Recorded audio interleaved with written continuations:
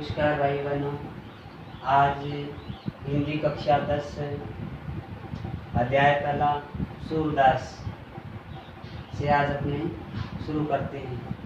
तो सबसे पहले अपने सूरदास जी के बारे में, उनके जीवन परिचय के बारे में अपने थोड़ा अध्ययन करें, क्योंकि इसमें 2 अंक का कवि परिचय, 2 अंक का लेखक परिचय आता है।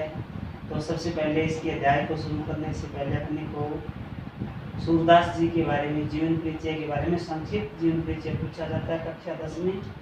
इसमें विस्तृत या विस्तार से इनके बारे में नहीं आता, सिर्फ 2 अंक का पूछा जाता है। तो मोटे तौर पर सूरदास जी के बारे में, इनका जन्म विक्रम संवत 1540 आगरा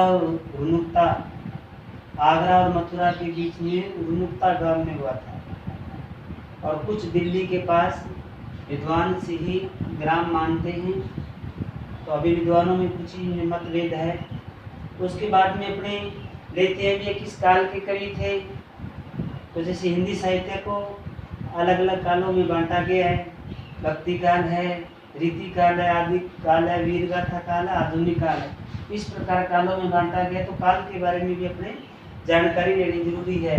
तो सूरदास जी भक्तिकालीन कवि थे, और इनकी भक्तिकालीन में ही भक्ति धारा भी कौन सी थी। भक्ति धारा 2 प्रकार की होती है, सगुण धारा और निर्गुण धारा।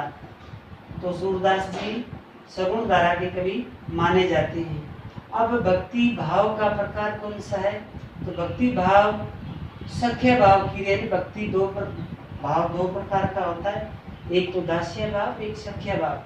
तो सूरदास जी सख्य भाव की भक्ति का भाव था इनका, और इनके गुरु थे आचार्य वल्लभ, और इनकी भाषा ब्रज भाषा।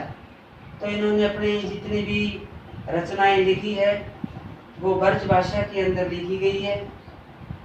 और ब्रज भाषा, और उसके बाद आते हैं रस भी। इन्होंने रस राज है श्रृंगार रस के दोनों पक्षों का इन्होंने बड़ा ही सुंदर ही, बड़ा ही अच्छा वर्णन किया है। सहयोग और वियोग, इनकी रचनाओं में सहयोग और वियोग दोनों का बड़ा अच्छा वर्णन किया गया है।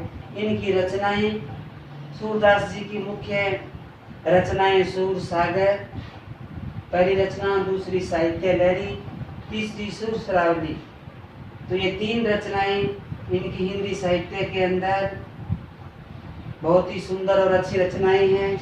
और इनका निधन विक्रम संवत 1620 में हुआ था। इस प्रकार है अपनी बोर्ड के अंदर, परीक्षा के अंदर है, इनको इस प्रकार अपने कर्म वाइज इनका वर्णन करेंगे तो उसमें अंक अपने कटने की गुंजाइश बहुत कम रहती है।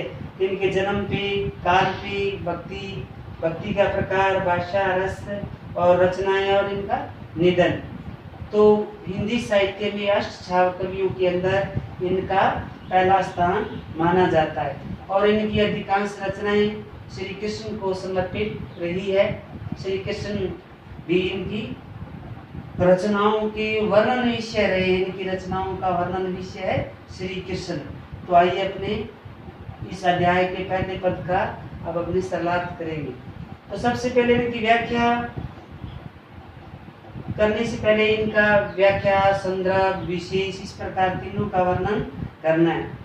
तो इस प्रकार इनका सबसे पहले संदर्भ होगा, फिर प्रसंग, फिर व्याख्या और फिर विशेष।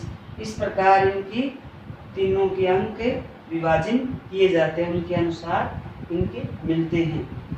तो ये रचनाएं इनकी ब्रह्मर गीत से ली गई है, और ब्रह्मर गीत के अंदर इसका वर्णन दिया गया है।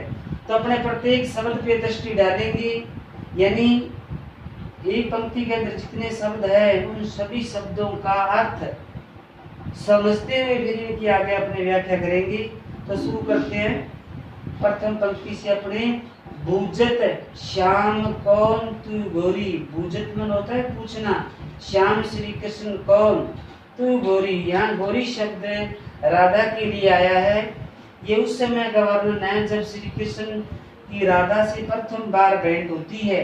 प्रथम बार उनका आमना सामना होता है, भेंट होती है, तब श्री कृष्ण राधा से अपना परिचय, अपनी जानकारी करते हैं। तो बूझत मन पूछना श्याम श्री कृष्ण कौन तू गोरी। श्री कृष्ण राधा से पूछते हैं, हे गोरी आप कौन हो। इतनी पंक्ति का अर्थ है, हे गोरी आप कौन हो। अब द्वितीय पंक्ति में अपने दृष्टि डालेंगे। का, कहा रहती, का की है बेटी। इतनी पंक्ति, का मन कहाँ, रहती मरना, का की मन किसकी है बेटी।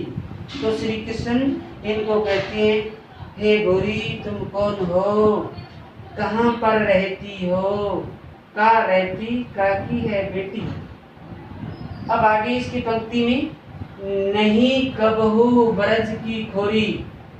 नहीं मन, नहीं कबू मन कभी, ब्रज मन ब्रज प्रदेश, खोरी मन गलियां।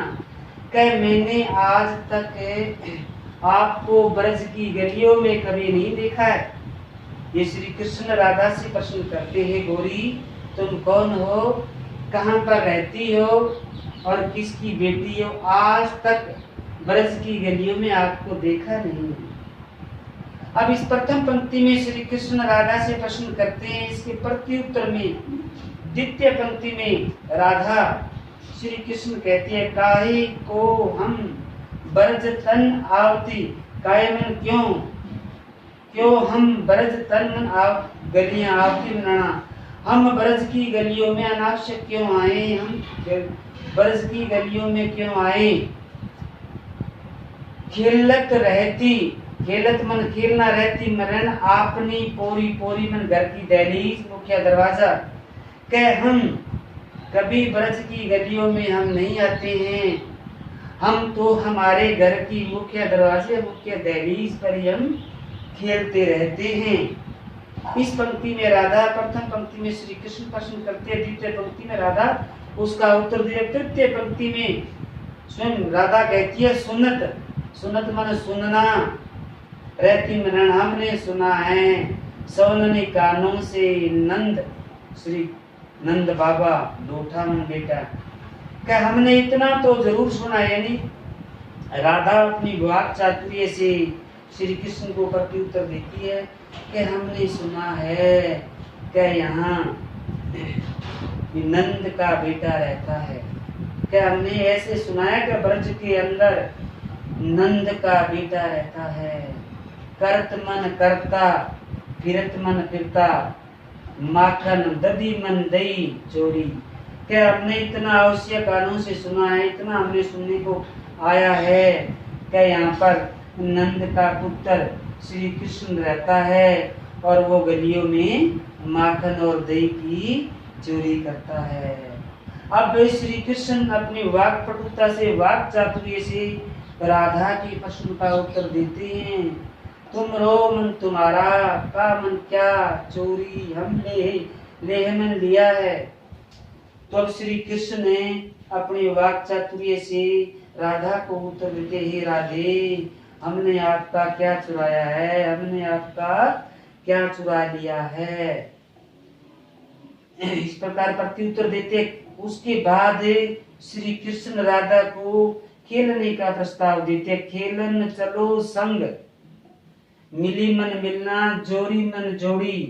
कहे राधे आप हमारे साथ वृंदावन की गलियों के अंदर खेलने चलो और आपकी और मेरी दोनों की जोड़ी मिल जाएगी। आगे सूरदास जी वर्णन कहते हैं, कह प्रभु भगवान श्री कृष्ण रसिक, रसिक शिरोमणि यानी रसियों के अंदर शिरोमणि यानी सर्वोच्च स्थान रखने वाले श्री कृष्ण हैं। बातनी मन बातें, बुराई मन बुलावा यानी बुलावे में आ जाना।